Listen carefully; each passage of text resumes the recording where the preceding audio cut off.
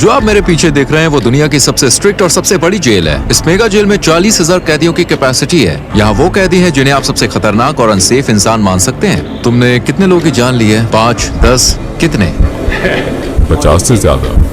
MS-13 और बाकी कई गैंग्स। ये जानवर है, ये इंसान नहीं है। ये साइकोपैथ और सोशियोपैथ है, ऐसे लोग जिनसे आप यहाँ मिलने वाले हैं। हम सबसे खतरनाक कैदियों को देखने जा रहे हैं। स्वागत है सी कॉट में, जो कैपेसिटी के हिसाब से दुनिया की सबसे बड़ी जेल है, एल सल्वाडोर में। इसे सबसे खतरनाक क्रिमिनल्स को कैद करने के लिए बनाया गया है। जो यहाँ आते हैं वो जिंदा बाहर जाने की उम्मीद नहीं कर सकते। यहाँ से निकलने का कोई रास्ता नहीं है। तुम यहाँ से कैसे बाहर जाओगे? इस छोटे से देश जिसकी आबादी सिर्फ 60 लाख है, उसको इतनी बड़ी जेल क्यों चाहिए? वजह है खतरनाक गैंग्स। कभी पूरे देश पर राज करने वाले इन गैंग्स पर मार्च 2022 से कड़ी कार्रवाई शुरू हुई। राष्ट्रपति नायाब बुकेले के शासन में सिर्फ 16 महीनों में 70,000 से ज्यादा लोग को अरेस्ट किया गया। ये देश की एडल्ट पॉपुलेशन का करीब 2% है। बसों ने रात के अंधेरे में एक सख्ती से तैयार किए गए ऑपरेशन में हजारों गैंग के सदस्यों को जंजीरों में बांधकर सी कॉट पहुंचाया। एक के पीछे एक बैठाए, सिर झुकाए, वो एक ही भीड़ की तरह दिख रहे थे। हथियारबंद गार्ड से घिरे होने के कारण उनमें से किसी ने भी आदेशों का विरोध करने की हिम्मत नहीं करी। एक ही दिन में उनकी जिंदगी पूरी तरह से बदल गई। हम यहाँ के सबसे खतरनाक गैंग लीडर का इंटरव्यू भी करेंगे। 10 मिनट। 2022 में बनी ये जेल बहुत बड़ी है। ये जेल जो है ये करीब 410 एकड़ में फैली है दोस्तों। और आपको बता दें इसमें करीब 8 अलग अलग हिस्से हैं। हर 2 हिस्सों को 3 मीटर ऊंची दीवार और नुकीले तारों से घेरा गया है। ये पूरी जगह 9 मीटर ऊंची दीवार और 3 मीटर ऊंची बिजली की तारों वाली फेंस से घिरी हुई है, जिसमें 15,000 वॉट का करंट है। 19 वॉच टावर्स हर हरकत पर नजर रख रहे हैं ताकि कुछ भी छूट न जाए। यहाँ की पूरी डिजाइन सिर्फ भागने से नहीं रोकती, बल्कि भागने के ख्याल को ही मिटा देती है। हेलो, हमारे पास प्रेसिडेंसी से परमिशन है। सोल्जर्स ने हमें रोक लिया। हमें उम्मीद है कि ये आखिरी चेक पॉइंट होगा। सी कॉट के आसपास के 2 किलोमीटर के दायरे में जैमर ने सारे सिग्नल्स ब्लॉक कर दिए हैं, जिससे कम्युनिकेशन बंद हो गया है। जेल की सुरक्षा के लिए 600 से ज्यादा सैनिक सिर्फ बाहरी सुरक्षा पर तैनात हैं। जेल में दाखिल होने से पहले हमें अपनी सारी चीजें यहीं छोड़नी होंगी। हम सिर्फ कैमरा और माइक्रोफोन साथ ले जाएंगे बस। धीरे धीरे पास करो, कैमरे की तरफ देखो।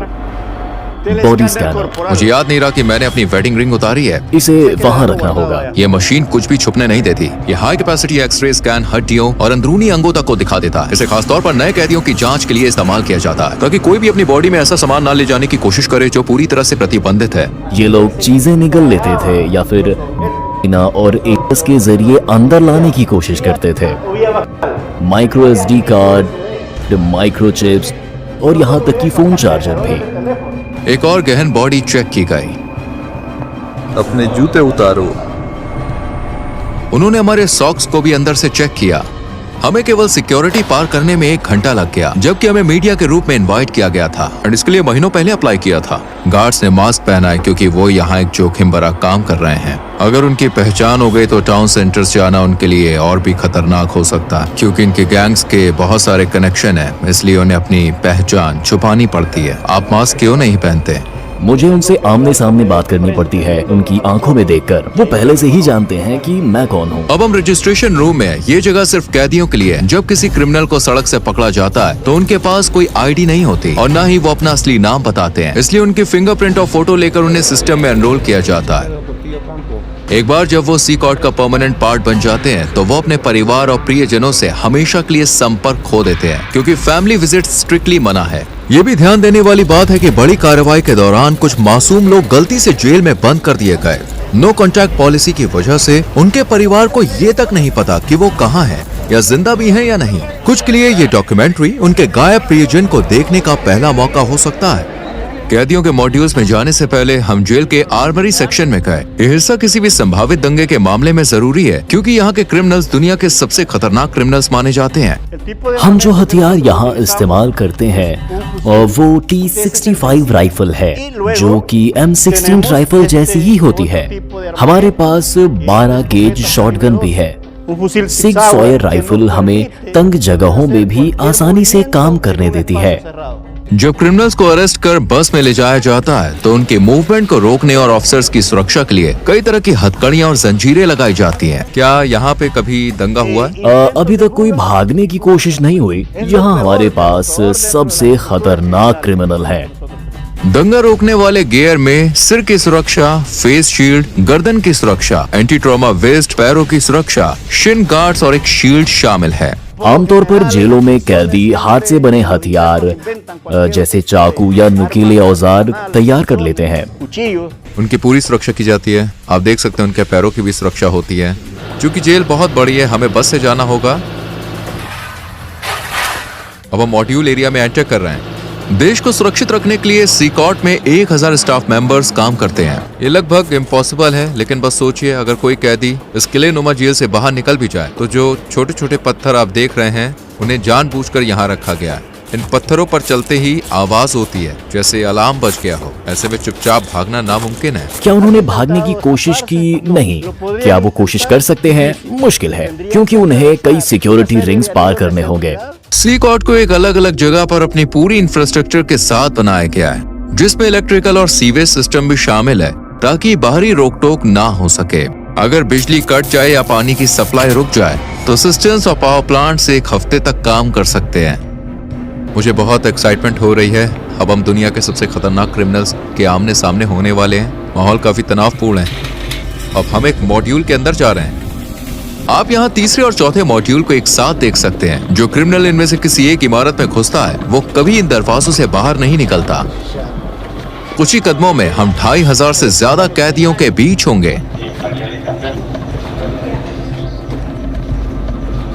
ये ऐसा है जैसे कंट्रोल केओस के बीच कदम रख रहे हैं।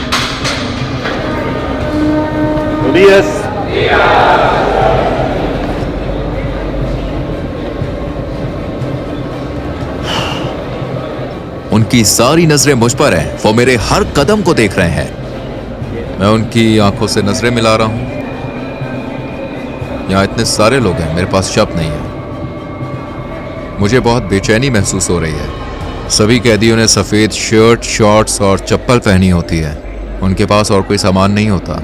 ज्यादातर कैदी मुश्किल से 20-25 साल के होते हैं और गंभीर अपराधों के लिए दोषी ठहराए गए हैं। इतिहास के सबसे कुख्यात क्रिमिनल के पास भी आमतौर पर 20 से 30 पीड़ितों का रिकॉर्ड होता है, लेकिन यहाँ कुछ कैदी सैकड़ों मासूम लोगों की जान लेने के लिए जिम्मेदार हैं। क्या मैं कैदियों से कुछ पूछ सकता हूँ? नहीं, बिल्कुल नहीं। अगर आपके कोई सवाल है तो मैं उनका जवाब दूंगा। अगर वो मुझसे बात करने की कोशिश करें तो आप क्या करेंगे? मैं उन्हें ऐसा करने नहीं दूंगा। वो जानते हैं कि अगर उन्होंने इंस्ट्रक्शंस को फॉलो नहीं किया तो उन्हें सजा मिल सकती है। मुझे जानने की उत्सुकता है कि इन ग्रुप लीडर्स में से किससे मेरा इंटरव्यू होगा। हमें इस पीली लाइन को पार करने की इजाजत नहीं है, क्योंकि ये दुनिया के सबसे खतरनाक इंसानों में से हैं। हमारे और उनके बीच कोई सलाखें नहीं है और हर कोई जानता है कि यहाँ कुछ भी हो सकता है। इस मेगा जेल के 8 मॉड्यूल में से आपको बता दें हर एक में 32 सेल हैं। हर सेल में करीब 80 कैदी होते हैं, लेकिन ये संख्या 150 तक जा सकती है। जेल अभी अपनी पूरी क्षमता पर नहीं है, लेकिन फिर भी हर कैदी के पास केवल 0.5 स्क्वायर मीटर्स की पर्सनल जगह है। कैदियों को ना तो कोई वेंटिलेशन मिलता है और ना ही सेल के बाहर चलने का कोई आंगन। यहाँ हर कैदी को इतनी लंबी सजा दी गई है जिसको आप इमेजिन भी नहीं कर सकते। एक चीज जो नहीं बदलती वो ये है कि ये कैदी कभी भी बाहर नहीं जाएंगे और कभी सूरज की रोशनी नहीं देख पाएंगे। जेल के अंदर बाहर आने जाने की इजाजत केवल स्टाफ और कभी कभी मीडिया को है। ये लोग कभी भी इस बिल्डिंग को नहीं छोड़ेंगे। अगर आप उनके चेहरे को देखें तो उनकी आंखों में खालीपन दिखेगा। इनके पास भविष्य के लिए कोई उम्मीद नहीं है। ये लोग बहुत रोबोटिक लगते हैं। इनकी जिंदगी एकदम बेजान चल रही है। ये खुला कोना इनका टॉयलेट एरिया है। 80 कैदियों के लिए यहाँ सिर्फ 2 टॉयलेट है। ये काफी अपमानजनक है। इनका पूरा कॉन्फिडेंस और अनुशासन यहाँ तोड़ दिया जाता है। जहाँ ये टॉयलेट करते हैं वहीं पर ये नहाते भी हैं। खुद को साफ करने के लिए वो प्लास्टिक के डायपर्स और एक ही बेसिन का इस्तेमाल करते हैं। उनकी सेल में पीने के लिए सप्लाई नहीं है, इसलिए उन्हें पीने के पानी के लिए एक नीले बैरल पर निर्भर रहना पड़ता है। जहाँ ये कैदी सोते हैं वो है मेटल के बंक बेड। न तकिया और न ही गद्दा। हर कैदी को सिर्फ जरूरत भर का सामान मिलता है। एक सफेद चादर, एक यूनिफॉर्म, मोजे, चप्पल और एक तौलिया, बस यही। ये कैदी अपने 4 लेवल वाले बंक बेड पर पूरा दिन बिताते हैं। इन्हें ऐसे ठूस कर रखा गया है जैसे गोदाम में सामान रखा जाता है। स्वच्छता और अनुशासन के लिए कैदियों के बाल हर 2 हफ्ते में जेल स्टाफ द्वारा काटे जाते हैं। लंबे बाल या दाढ़ी सिर्फ गंदे ही नहीं होती, बल्कि इनसे तेज धार वाली चीजें भी छुपाई जा सकती है। चलो देखते हैं। अपनी शर्ट उतारो और यहाँ लाइन में खड़े हो जाओ। अब ये अपनी शर्ट्स उतार रहे हैं।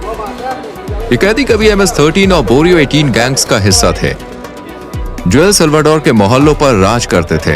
इन 2 दुश्मन गैंग्स ने सालों तक लोकल लोगों से पैसे वसूले और उन्हें बहुत तकलीफ दी। यहाँ बोरियो 18 और MS-13 दोनों गैंग्स एक ही सेल में हैं। हाँ बिल्कुल, पूरा मॉड्यूल ऐसा ही है, सभी इसी तरह रहते हैं। बाहर अगर कोई दूसरे के इलाके में जाता है तो उसे बुरी तरह से मारा जाता है, लेकिन यहाँ वो आखिरी सांस तक एक साथ रहते हैं। ये एक दूसरे पर हमला किए बिना कैसे रहते हैं? इन्हें साथ रहना सीखना पड़ता है। यहाँ ये जेल में है, सड़क पर नहीं। ज्यादातर कैदियों के शरीर पर यहाँ तक कि चेहरे पर भी टैटू है जो उनकी गैंग की वफादारी को दिखाते हैं। MS-13 के लिए टैटू में आमतौर पर शुरुआती अक्षर या नंबर 13 होता है। दूसरे गैंग के मेंबर 18 या 666 जैसे निशान इस्तेमाल करते हैं जो 18 तक जोड़ते हैं और शैतान का प्रतीक माने जाते हैं, या रोमन नंबर्स का इस्तेमाल करते हैं। चेहरे पर गैंग टैटू होना इस बात का साफ संकेत है कि वो संगठन के सबसे बेरहम और बड़े मेंबर्स में से एक हैं। सड़क पर ऐसे व्यक्ति से टकराना मौत को सामने देखने जैसा है। मकड़ी के जाल का टैटू रिप्रेजेंट करता है कि व्यक्ति न्याय व्यवस्था के जाल में फंसा है और लंबी जेल की सजा काट रहा है। शैतान के सींग वाला टैटू अंधेरे का प्रतीक है जो इन लोगों के शैतान की पूजा करने को दर्शाता है। कुछ तो यहाँ तक दावा करते हैं कि उन्होंने अपने काम शैतान के आदेश पर किए हैं। आंसू की बूंद वाला ये टैटू दर्शाता है कि उस व्यक्ति ने किसी की जान ली है। अगर 3 आंसू हैं तो इसका मतलब है कि उन्होंने इतने लोगों की जान ली है कि उनको अब इस चीज की गिनती भी याद नहीं है। अभी हंसो बाद में रो वाक्य वाले जो मास्क है या फिर जो जोकर के टैटू हैं, वो ये संदेश देते हैं कि मुश्किलों में भी मजबूत रहो और परिणामों का सामना बाद में करो। क्या ये सभी लोग वाकई में इतने ज्यादा बुरे हैं? ये किसी और ही लेवल पर है। सबसे खतरनाक क्रिमिनल जो अपनी मानसिकता कभी नहीं बदलेंगे। अगर आप ऊपर की ओर देखें तो वहाँ एक कैटवॉक एरिया है। गार्ड्स लगातार इस ऊंची जगह से कैदियों पर नजर रखते हैं। अगर कुछ भी संदिग्ध होता है तो वो तुरंत कार्रवाई करते हैं। इसके अलावा कैमरों का एक बहुत बड़ा नेटवर्क हर कोने पर 24/7 नजर रखता है ताकि कुछ भी छूट न जाए। मॉड्यूल्स को दिन रात रोशनी से भर कर रखा जाता है। जब सूरज ढल जाता है तब भी लाइट्स हर वक्त जलती रहती है। कैदियों पर लगातार नजर रखी जाती है। मुझे लगता है ये यहाँ होने वाली सबसे मुश्किल चीजों में से एक है। जब वो सोने की कोशिश करते हैं तो अपनी आंखों को रोशनी से बचाने के लिए तौलिए से ढक लेते हैं। यहाँ पर एक पादरी बाइबल से कैदियों को देके कुछ महत्वपूर्ण पाठ पढ़ा रहे हैं। वहीं दूसरी तरफ कुछ कैदी फिजिकल एक्सरसाइज कर रहे हैं। एक ट्रेनर भी मौजूद है। ये इकलौता समय है जब ये कैदी अपनी सेल से बाहर आते हैं। ये गतिविधियाँ हथियारबंद गार्ड्स की नजर में हफ्ते में कुल 1 घंटे के लिए होती है। इस तरह की एक्टिविटी प्रति सप्ताह टोटल 1 घंटे के लिए होती है। बाकी पूरा समय ये अपनी सेल में बंद रहते हैं। ये एक रोटेटिंग शेड्यूल है। जगह की कमी के कारण सभी कैदी एक ही दिन बाहर नहीं आ सकते। यदि कैदी सेल के बाहर होते हैं तो ऐसे में क्या कभी कोई बड़ा हंगामा हुआ है? अब तक कुछ नहीं हुआ। जब भी हमारा कैमरा किसी सेल पर फोकस करता है तो अक्सर हम किसी कैदी को चुपचाप कुछ शब्द बोलते हुए देखते हैं। जेल की सलाखों के पीछे भी गैंग के मेंबर बाहर ऑर्डर्स भेजने की कोशिश करते हैं। एक कैदी ऐसा ही कर रहा था। उसका मैसेज ब्लॉक करने के लिए सेंसर कर दिया। ये गैंग सभी भी काफी ताकत रखते हैं। अफवाह है कि ये मासूम लोगों को निशाना बनाकर बदला लेने का प्लान बना रहे हैं। इसके जवाब में अधिकारियों ने चेतावनी दी है कि वे कैदियों पर और सख्त कदम उठाएंगे। अगर उन्होंने ऐसा किया तो उन्हें जेल में खाना नहीं मिलेगा। मैं कसम खाता हूँ वो एक दाना चावल भी नहीं खाएंगे। फिर देखते हैं वो कितने दिन टिकते हैं। यहाँ कैदियों को दिन में 3 बार सुबह, दोपहर और रात का खाना मिलता है। नाश्ते में आम तौर पर चावल और बीन्स होते हैं और रात के खाने में भी यही होता है। दोपहर के खाने में सफेद चावल और पास्ता मिलता है। यहाँ कोई न्यूट्रिशन वाला खाना जैसे चिकन या मीट नहीं दिया जाता। ये है आज का लंच। चावल, पास्ता और 2 टॉर्टिला। क्या मेन्यू रोज बदलता है? नहीं। क्या हर दिन यही खाना होता है? हाँ, हमेशा यही। फ्रेशमेंट। ये एक मीठा पेय है। मैं इसे खुद चखने वाला हूँ। कैदियों को अपने हाथों से खाना खाना पड़ता है और खाने के बाद अपनी प्लेटें साफ करनी होती है। प्रोटीन की कमी वाली इस डाइट के कारण इनमें से कई को न्यूट्रिशन की कमी की समस्या हो सकती है। हम कैदियों के साथ इंटरव्यू शुरू करने से पहले आपको एक ऐसी जगह दिखाना चाहते हैं जो अब तक देखी गई जगहों से भी ज्यादा खौफनाक है। ये है आइसोलेशन सेल एरिया। जब कैदी कानून के मुताबिक कोई नियम तोड़ते हैं तो उन्हें इन आइसोलेशन सेल्स में भेजा जा सकता है। कानून मुझे इन्हें 15 दिनों तक यहाँ रखने की इजाजत देता है। इन सेल्स के दरवाजे पूरी तरह से बंद होते हैं। इस ग्रिड से मैं इन्हें देख सकता हूँ और पहचान सकता हूँ कि अंदर कौन है। यहीं पर हम इन्हें खाना देते हैं और दरवाजा खोलने से पहले हथकड़ी लगाने के लिए इस स्पेस का इस्तेमाल करते हैं। स्वागत है आइसोलेशन सेल में। अगर कोई कैदी मिसबिहेव करता है तो उसे यहीं भेजा जाता है। वो ये नहीं जानता कि कितना समय हो चुका है या उसे और कितनी देर तक यहाँ रहना होगा। दिनों या हफ्तों तक वो इस कंक्रीट के बिस्तर पर सोता है, बिना बाहर निकले। वो बाहरी दुनिया से पूरी तरह कटे होते हैं, अकेले केवल अपने ख्यालों के साथ। देखिए, यहाँ पर पीने के लिए एक बेसिन है। यहीं से वो पानी लेते हैं और यहीं वे टॉयलेट करते हैं।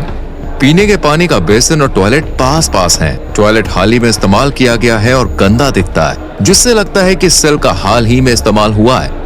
उनके पास रोशनी के लिए इकलौता ये छोटा सा छेद है, जिससे मुश्किल से सूरज की रोशनी अंदर आती है। यही छेद ताजी हवा का भी इकलौता साधन है। आपके हिसाब से आइसोलेशन रूम की सबसे मुश्किल बात क्या है? अंदर आप अपने हाथ भी नहीं देख सकते। जब कोई कैदी आइसोलेशन में होता है तो जरूरी है उसके पास पढ़ने को हो जो उसका दिमाग शांत रख सके, लेकिन यहाँ कुछ भी नहीं मिलता। चाहे कोई क्रिमिनल कितना भी कठोर क्यों ना हो, अकेलापन उन्हें तोड़ देता है। ये हमारे यहाँ के क्रिमिनल्स के लिए जरूरी है जो कभी खुद को भगवान मानते थे। ये लोगों का जीना मरना तय करते थे। वे माफी मांग सकते हैं और शायद भगवान उन्हें माफ कर दे, लेकिन यहाँ न्याय होना चाहिए क्योंकि इतने सारे पीड़ितों के लिए वो यही डिजर्व करते हैं। अब हम साइको नाम से मशहूर कैदी का इंटरव्यू लेने जा रहे हैं। उसका 34 साल का क्रिमिनल रिकॉर्ड है और पिछले 25 साल से वो एक संगठन में बड़ी पोस्ट पर रहा है। 10 मिनट। इस कैदी के चारों ओर सुरक्षा सुनिश्चित करने के लिए 12 गार्ड्स भी काफी नहीं है। मास्क उतारो। तुम्हारा नाम क्या है? मेरा नाम मार्विन आर्नेस्टो है। तुम्हारी उम्र कितनी है? मैं 41 साल का हूँ। तुम 41 के नहीं लगते, तुम ज्यादा से ज्यादा 35 के लगते हो। ये अच्छी बात है कि तुमने ये कहा, क्योंकि मुझे तो बुरा महसूस होता है। क्या मैं तुम्हारे टैटू देख सकता हूँ? MS-13। तुमने इस क्राइम ऑर्गेनाइजेशन को कब ज्वाइन किया? 2004 में, लेकिन मैंने क्रिमिनल रिकॉर्ड 11 साल की उम्र से शुरू कर दी थी। तुमने पहली बार इस रास्ते पर कैसे कदम रखा? जब किसी के पास सिर्फ माँ होती है और माँ काम पर जाती है तो आप सड़क पर सहारा ढूंढते हो। आप किसी को ढूंढते हो जो आपकी मदद कर सके। मैंने सोचा, और मेरी माँ गरीब है, मुझे जूते चाहिए, मुझे कपड़े चाहिए, और मैंने चोरी करना शुरू कर दिया। फिर मुझे एक पिता की तरह कोई चाहिए था, क्योंकि मैं अपने पिता के साथ बड़ा नहीं हुआ, और मैंने गैंग ग्रुप ढूंढ लिया। मैंने एक हत्या की और एल सल्वाडोर आ गया अपनी जिंदगी बदलने की कोशिश करते हुए। लेकिन यहाँ और गैंग्स थी और मैंने वही करना शुरू कर दिया और मैं फिर पकड़ा गया। मैं हमेशा ऐसा इंसान रहा हूँ जो अपने मन में ठान ली गई चीजों को पूरा करना चाहता था, और मैंने वो सब कुछ किया जो मुझे करना था। लेकिन देखो, मैं यहाँ हूँ। शैतान अपने लोगों को ऐसे ही इनाम देता है। क्या सच है कि इस क्राइम ऑर्गेनाइजेशन में शामिल होने के लिए किसी की जान लेनी पड़ती है? हाँ, पहला शिकार शायद तुम्हारे किसी रिश्तेदार का ही होता है। मुझे सच में याद नहीं है कि कितने लोगों की जान ली थी, लेकिन हाँ, क्योंकि तुम्हें अपनी गैंग के लिए इलाका हासिल करना होता है। मैंने अपनी माँ, अपने पिता, अपने बेटे, सब कुछ यहाँ गैंग्स की वजह से खो दिया। मेरा मतलब है, मैं USA में अपने परिवार के साथ एक बेहतर जिंदगी जी सकता था, लेकिन तुम जानते हो हमने गलत फैसले लिए। यही इसका नतीजा है। इसलिए मैं युवाओं से कहता हूँ, अरे स्कूल जाओ, अपने माँ और पिता की बात सुनो। वो जिंदगी मत जियो जो हम जी रहे हैं। इससे बाहर निकलने का कोई रास्ता नहीं है। तुमने कितने लोग की जान ली है? 5 या 10? कितने? नहीं, अगर तुम जेल में मेरे बाद के समय की बात करो तो शायद 50 से ज्यादा। कभी कभी ऐसा करना पड़ता है। वक्त के साथ तुम इतने निर्दयी और पत्थर दिल कैसे बन गए? मैं सच में सवाल का जवाब नहीं दे सकता। सिकॉट में रहते हुए अपने परिवार को कभी ना देख पाने के बारे में तुम्हें कैसा लगता है? मुझे बहुत बुरा लगता है, क्योंकि मैंने अपने बेटे को आखिरी बार तब देखा था जब वो 5 साल का था, और अब वो 21 साल का है। मैं उसे देखना चाहता हूँ। मैं उसे कहना चाहता हूँ, सुनो, वो गलतियाँ मत करना जो तुम्हारे पिता ने की। एक बेहतर जिंदगी की तलाश करो। जिन लोगों को तुम्हारे कारण नुकसान हुआ, वो भी अपने प्रियजनों को कभी नहीं देख पाएंगे, और तुम भी अपने परिवार को नहीं देख सकोगे। किसी को याद करने की भावनाओं से कैसे निपटते हो? मुझे बुरा लगता है। कभी कभी, जैसे मैंने बताया, मैं अपने बिस्तर पर लेटता हूँ और बहुत सी चीजों के बारे में सोचता हूँ। कभी कभी मैं रोता हूँ और कहता हूँ, तुम्हारे जिंदा रहने की प्रेरणा क्या है? एक दिन अपनी जिंदगी बदलना और भगवान को पाना। मैंने भगवान से कहा मुझे माफ कर दो, मुझे माफ कर दो जो मैंने किया। ठीक है। आखिरकार हमने सूरज की रोशनी देखी और सच कहूं सीकॉट ऐसी जगह है जहां आप कभी भी नहीं जाना चाहेंगे, यहाँ तक कि एक विजिटर के तौर पर भी। लेकिन जिन लोगों ने सल्वाडोर के मासूम लोगों को शिकार बनाया, यह अब उनका हमेशा का घर बन गया है। इन क्रिमिनल्स ने निर्दोष लोगों का जीने का हक छीन लिया और अब वो इसकी कीमत चुका रहे हैं। सल्वाडोर की सरकार का मैसेज साफ है, अब अपराध बर्दाश्त नहीं किया जाएगा और सजा बेहद सख्त होगी। एल सल्वाडोर में सबसे ज्यादा हाई रेट लाइफ कॉस्ट या फाइट्स की वजह से चरम पर। एक साल में हर 1 लाख लोगों में से 104 अपनी जान गंवा देते थे। पिछली सरकारों ने इन गैंग्स के साथ दोस्तों समझौते किए, लेकिन इससे हमेशा के लिए शांति कभी नहीं आई। हालांकि मौजूदा सरकार का मेथड कंट्रोवर्शियल है, लेकिन 2023 तक ये नंबर तेजी से गिरकर 1 लाख में 2.4 हो गया, जिससे सल्वाडोर पहली बार दुनिया के सबसे सुरक्षित देशों में शामिल हो गया। अब तक के नतीजे साफ हैं, शहरों में शांति लौट आई और मोहल्लों में सुकून देखा जा सकता है। लेकिन उन लोगों का क्या जो गलत तरीके से जेल में डाले गए? क्या ये सही न्याय है या केवल अपराध को काबू में रखने का तरीका? क्या ये एक परमानेंट समाधान है या फिर सिर्फ एक टेम्परेरी उपाय? फिलहाल देखिए, हम आपको बता दें, जवाब साफ नहीं है और दुनिया इसे ध्यान से देख रही है। इस डॉक्यूमेंट्री को देखने के लिए धन्यवाद। अगली बार फिर मिलेंगे। सब्सक्राइब करना ना भूलें। रोहित सेनेट यहाँ था।